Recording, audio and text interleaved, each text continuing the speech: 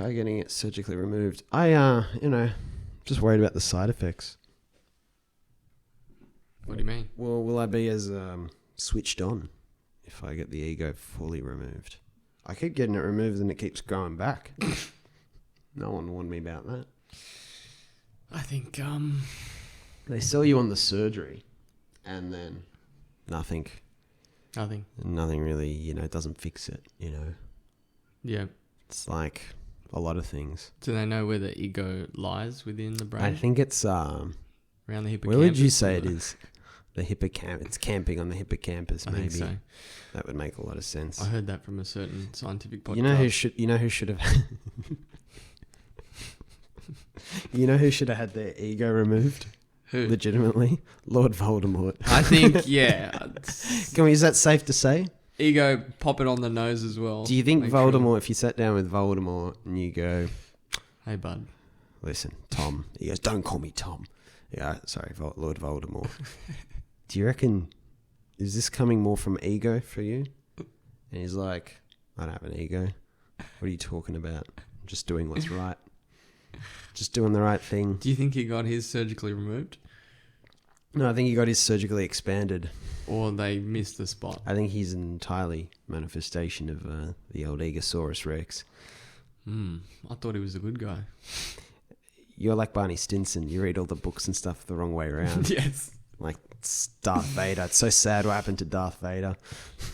And it's a shame Voldemort didn't win. It's a sad story, the Harry Potter, because Voldemort doesn't win in the end. I only read stuff like Waking the Giant Within.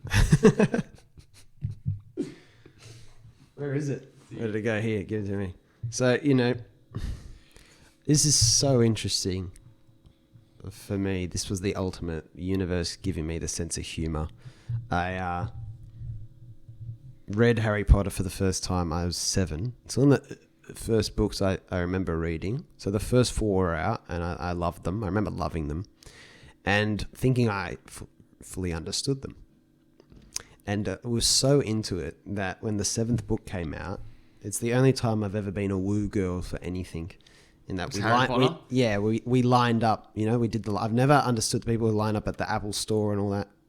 Just like, get a life. But when it was the 7th Harry Potter, my mum, brother and I lined up, and she bought 2 copies because there was no way Mitchell or I were going to wait for the other to finish before we read it. Right. We just had to read it straight away, and we both blitzed through it, I think the first week after it came out, and I was so sad it was over at the end. So that would have been maybe 2007 or something like that. So first read it as a young kid, reread it a few times over the years. Movies are alright, but nowhere near as good as the books, because it's the pre-Netflix era, really, like the Netflix series era. And then I don't know, I grew up, and I at one point I started reading again, but it was more of the non-fiction stuff. I did read this book, actually, audiobook, yeah. And there was the year where I read 2 books. I was reading 2 books a week, so I would have read like, maybe all up, it was probably something like 120 books or more within like a 13 or 14 month period. It was pretty insane. It was a lot of volume. Did you do audiobooks on ×3 speed? ×2 I did, okay. Legitimately. Which didn't seem that fast sometimes. I think they record them very slow. But yeah, I crammed in a lot of books. Yeah. A lot. And then, a few months ago, as you'd be very aware, had the kind of LFN moment, the live fully now moment, a bit of a wake-up call or epiphany of sorts. And I had long since gotten over reading almost altogether because it just felt like a diminishing return. It was just confusing because all the so-called wise, knowledgeable people in society are still continually reading and advising others to read. And I just hit a point where I was like, I don't know, maybe there's more in my own thoughts at this point than maybe a lot of stuff is regurgitated, especially in the non-fiction world. And then I have this kind of relaxing, live fully now moment. The first thing I was like, I'm going to reread Harry Potter for some reason. I don't know where the thought came from. I can't remember. I wanted to get back into fiction because I was starting to write more fiction. Mm. And I went back to Harry Potter, and I'd long known that, wow, there's some things in there that are very powerful. So having thought I understood it at the age of 7, which I did in terms of a storyline of a young boy from a cupboard under the stairs who has no idea who he really is and everything he's meant to then do. And then to come back at the age of 27, 20 years later, and be rereading reading that after all that shit, after all that self-help and scientific and academic stuff and everything. And even I would throw in here my religious upbringing and everything there, and meaning of life stuff and all that, and leadership and everything you ever taught. And I'm reading this children's book, this global phenomena, and I am blown away, as you would know because of all the WhatsApps you copped. I am blown away. It's good books, apparently. By the hidden wisdom in there. Buried. I think there's more than enough for someone to go off their whole life. The sort of the guidance maybe and the insight. I suspect more than enough. Buried so subtly and unheralded within a children's book. And I would say the guidance in the Harry Potter books for me rivals, if not supersedes maybe that in things like the Bible and all that sort of thing, because I think the clarity of it is so much better the way J.K. Rowling did it. And the background, I did look into her a little bit. She had, she had her lifestyle challenges. And I think going into university, she went to university, had a bit of parental pressure, ended up studying a literature degree, I think. But she found her mind wandering away from the modern stuff, and she was going down the classics and reading the old philosophers, the old Greek and Roman philosophers. Yep. So it's perhaps where that comes from. Philosophy seems to pop up a lot in, the J.K. Rowling sort of figures in different fields and stuff. Seems to be this underlying thing about the truth. So, I thought, heck, we've got to do a series on Harry Potter. Now, where are you? You have read, I think, the first book, maybe bits of the second, but you are pretty cold to... Yeah, I'm pretty cold. I read the first book again, which was good, sort of in between. I used it to wind down, actually. From Taleb? From Taleb, who was a completely different roller coaster ride, which, Other ends of the spectrum, yeah. I think I was reading it at the time of Anti-Fragile, maybe. Yeah, you were. Yeah. And it's a good... God, that's a contrast. It's a huge contrast because obviously it's a children's book, but it's probably one of the most enjoyable books to read, especially once you delve into, say, Taleb or anyone that writes. I don't know who else is complicated. Taleb's up there. Yeah, Taleb's up there, but he's also... I think he's got the belt. Yeah, you get used to his style. Yeah, you get used to it. And then, I read that, and it's funny, I was thinking as you were saying, hidden wisdom is it keeps changing what's revealed to you when you read something. For example, what's it called? Awareness. Oh, by DeMello. First time I read it, it was like a great experience, and you were having things that are... But then I read it again. Yeah. Say, I think... just recently, and there would have been maybe more than a year's gap. Me too. And just new things. Every time you reread things, it's almost resets based on your experience. Yeah. So I found that interesting. Which then I read Harry Potter. Obviously with very different... I don't think I've ever read the books, but I watched all the movies as kids. It's funny when you read the... Jeez, that's loud, the coffee machine. That's anyway. Keep going. When you read... When you read it, because you watch the movies, you're getting imagery from everything, which is kind of interesting. So it was good to read it after I actually watched the movies, I found. But yeah, that's a long version of saying I've only read one book. As long as we end up at the point eventually. Yeah. It's a very simple question, Luke. And so would the editor would please cut out everything Luke said between when I asked the question and... I was trying to make a point. Yeah. It's just funny how it fits in. And my buddy Lewis, who you know of, he dived in and binged them as well. So very intellectual dude, Lewis. Shout out if he's listening. But he blitzed through them to the point he was neglecting other things in his life, apparently. And that is the thing that is so common with Harry Potter for people. Yeah. The unable to put it down nature of so often reading it, and yet all the stuff that's in there. So I thought we would unpack that. I just think it's so powerful, and so it's so much easier to communicate about. I think life or the awareness journey, kumbaya terms, with people. If we're talking about things, I go, have you read Harry Potter? And they go, yes.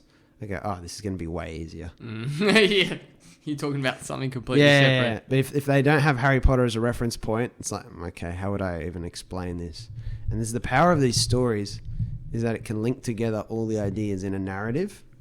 And she's done so well in addressing so much of one of, I think, the fundamental struggle in human life of, maybe we could call it the power versus love.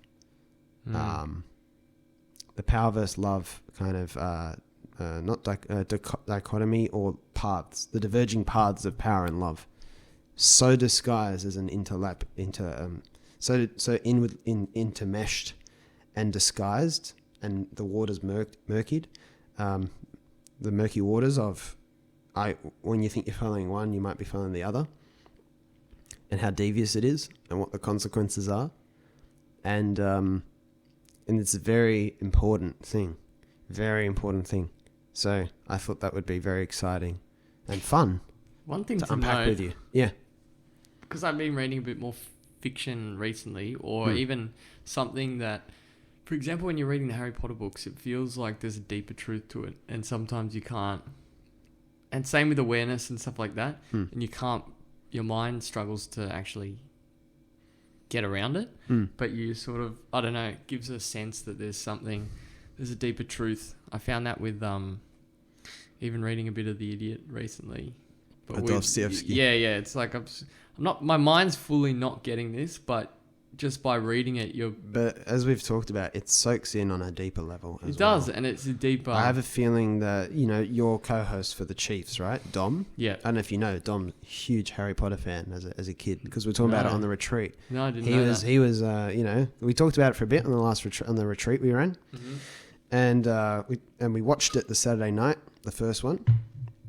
And he was just talking to Gilly about the experience of how integral it was in his childhood.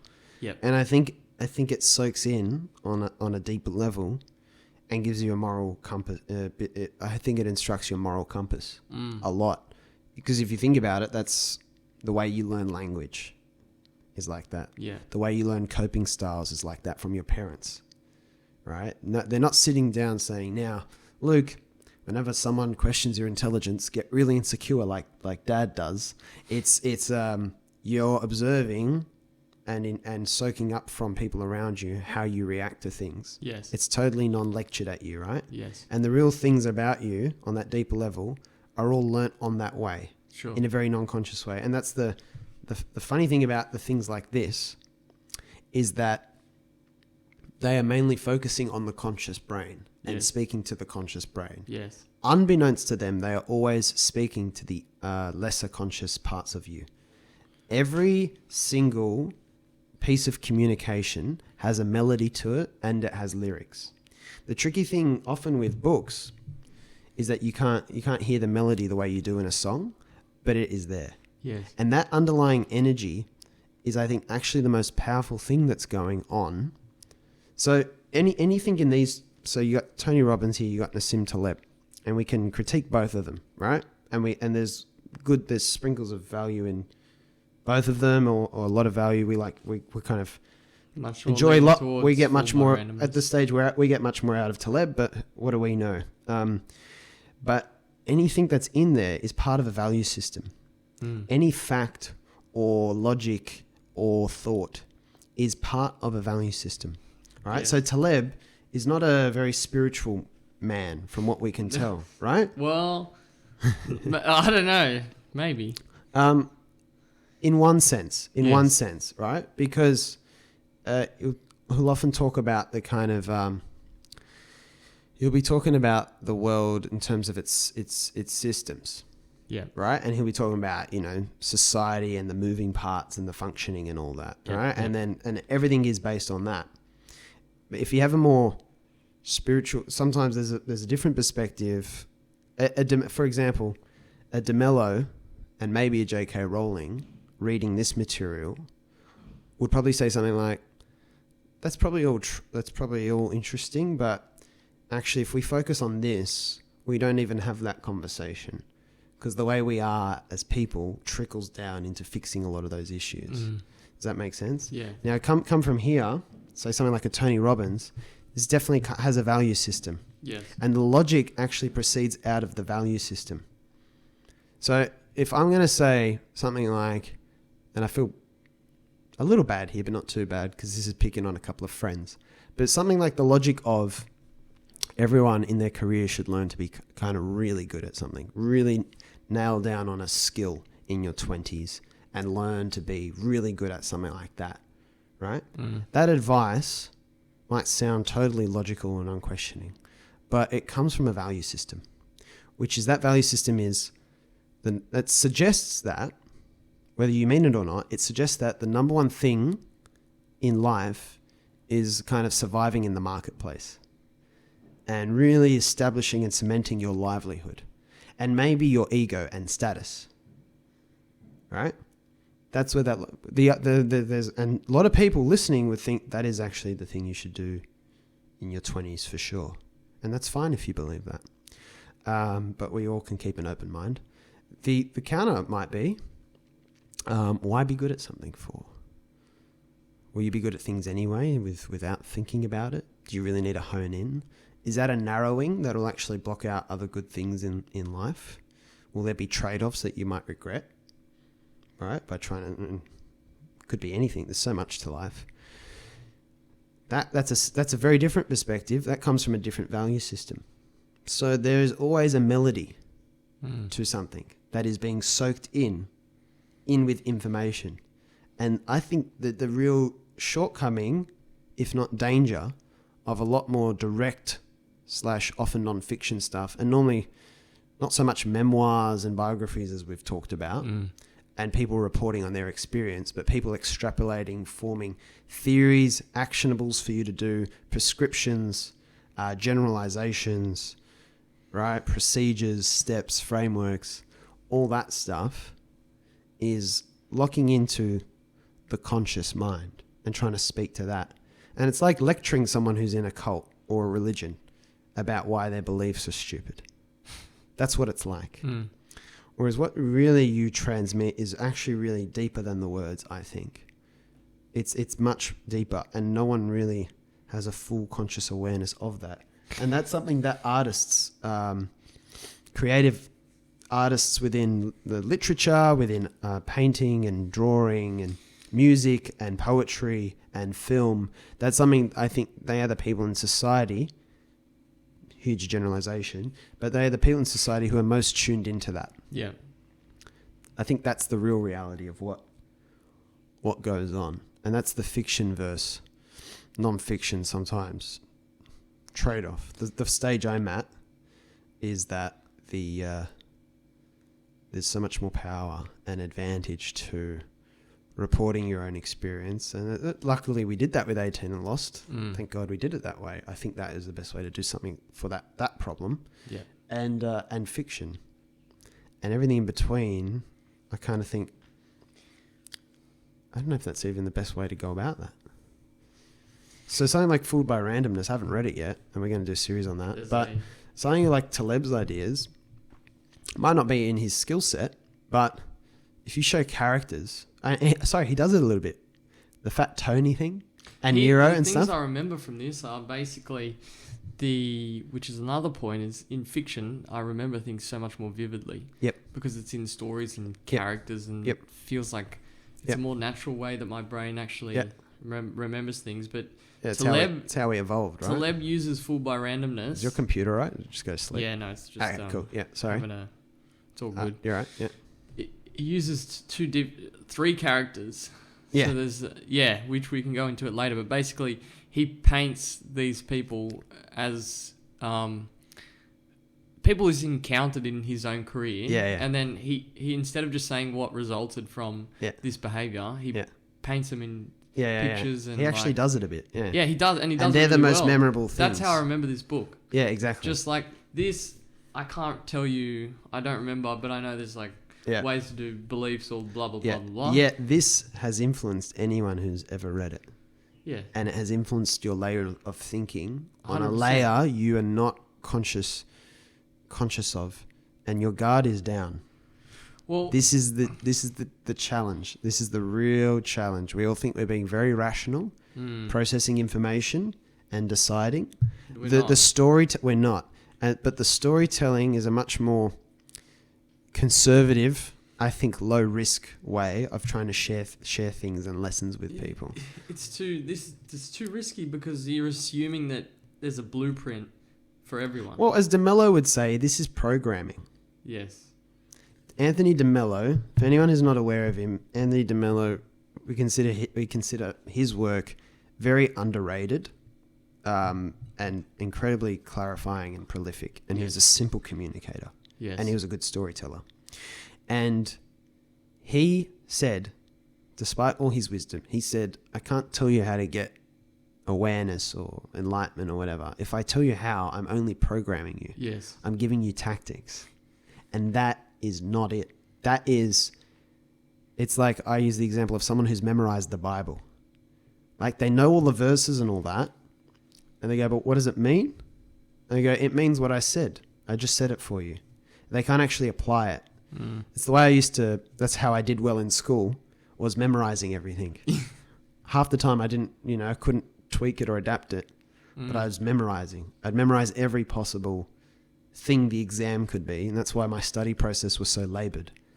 And it was actually not really the most effective way, but this was my attachment to winning. And there's that story Charlie Munger tells, the Max Planck, the chauffeur story. Max Planck was a physicist just before Einstein. Oh, yeah. And Nobel Prize winner, I think. And he would drive around giving lectures and everything. And his chauffeur was with him the whole time, eventually memorized his speech. So he's like, can I just do it the next time? And they got to, I think it was either Berlin or Munich. And the chauffeur pretended to be Max Planck, the famous physicist, this taxi driver, and delivered the whole speech flawlessly. And then when asked a question, he just said, I would have thought the good people of Berlin would be too smart to ask such a simple question. I'm going to defer to my chauffeur driver to answer this, which is the actual Max Planck. And so that is the programming. You've memorized... Sorry, Tony. You've memorized the lingo, thinking that equates to understanding, which is a big thing in our education system. Thinking you know and not knowing is the most dangerous combination. All you're doing is you're parroting. Yeah, which is what his book's about. And this still links back to Harry Potter. It's interconnected, isn't it? It's very interconnected. There you go, Gilly. 10 points for Gilly. It's very... We're skating on such thin ice in this fucking world right now with the information revolution. They're parrots. This is what I call it, parroting, right? You've heard me use that term. Yes. They can repeat anything. Doesn't matter how elaborate it is, but they have no fucking clue what it means. And you can tell when you talk to people and they talk only in cultural cliches that they're a parrot for culture.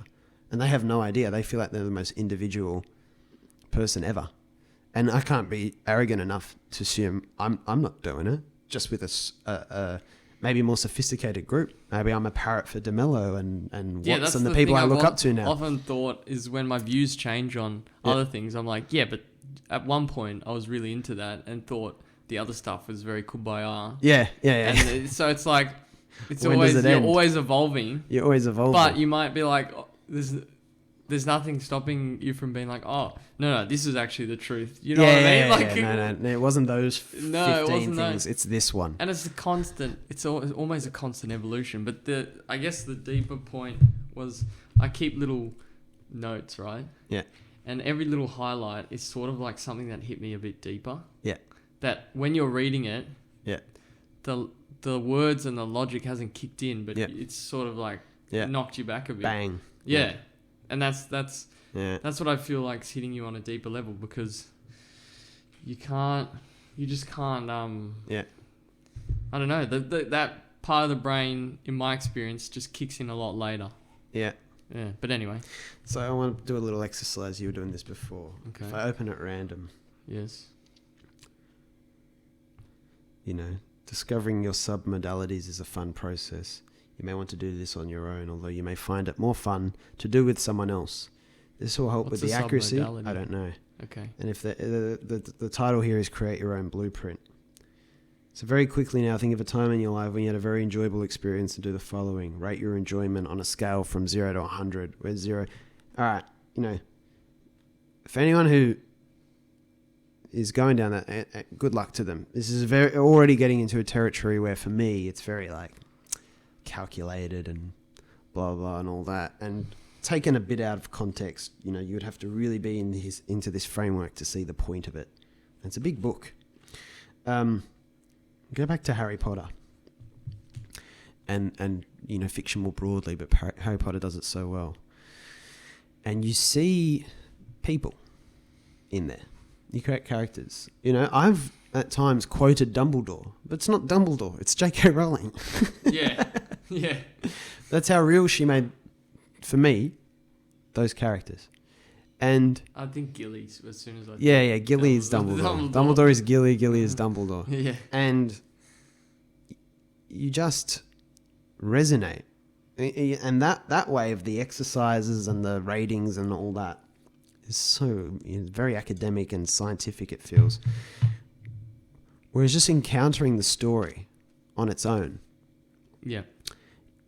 and the beauty of fiction, I talked about this with Lewis. I said, sometimes I think fiction is truer than non-fiction. Because it's factually baseless and you're only looking at a story. When you talk about history, you've got the well actually guy. Mm. You make a point based on Hitler and someone says, well, actually, that didn't happen. So does that erode your point about Hitler now? And so it's all questionable. Whereas it doesn't really matter, actually. For deeper things, facts and details are less. There's this great example. It's called the Warren Buffett. There was this thing called Warren Buffett's avoidance list, where he'd write down the 30 things he had to do, and then he'd cross off. He's like, all right, now I have to cross off 25, and leave the top 5 things, and they're my priorities. And my goal is to avoid the rest. And everyone quotes Warren Buffett as doing this thing. And in The Third Door by Alex Banayan, he hacks his way into a Berkshire Hathaway shareholder meeting and gets to ask Warren Buffett a question. Yeah. And asks about the avoidance list. Yeah. And Warren Buffett goes, sounds great, but I never said that. Oh, far out. Yeah. I never said that. That's not my thing. And they're like, oh shit. Now, do you throw out the avoidance list concept, or is it still good? Depends. Right? But a lot of people would go, oh, this is tainted now because it's not Warren Buffett who said it anymore. But if you look at it, I would argue you can decide for yourself if that's a good thing or not. And the fact that Warren Buffett said it or not is just branding. It doesn't change the substance of it. Yeah. Right? So the thing with fiction is you can take things out of the factual when the point is not actual facts and events and what's true on the lowest possible level. Yep. And you ask what's true about situations and human behavior and waking up and what's right and things like that. Fiction just puts it in a container where you disregard that detail. You can actually look at something because it's not pretending to be real. And so you just take from it the lessons you think are applicable.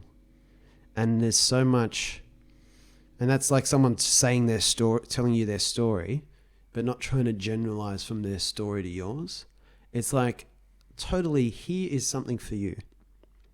This set of experiences. I don't know what it necessarily equates to, but you can take from it what you will. And that is so liberating. I think when you're difference between reading non-fiction and fiction, very broadly, is at I don't know, maybe a gut level or something. A lot of reading non-fiction, you're just repelling it a bit. Like the deeper levels, like, I don't know about that. Before the thoughts come up, it's like, does that make sense? But you just get none of that with fiction. Yeah, it's true. Because it's just you're just reading a story, which is somewhat what you're saying. And that's very peaceful. Yeah. Just reading a story. That's it. Enjoying it. Want to know what happens, all that. You're more invested in it. I don't know. At the moment, really loving it. But we don't need to have that. We'll get into, I guess, Harry Potter. The Harry Potter, which is where we come to Harry Potter.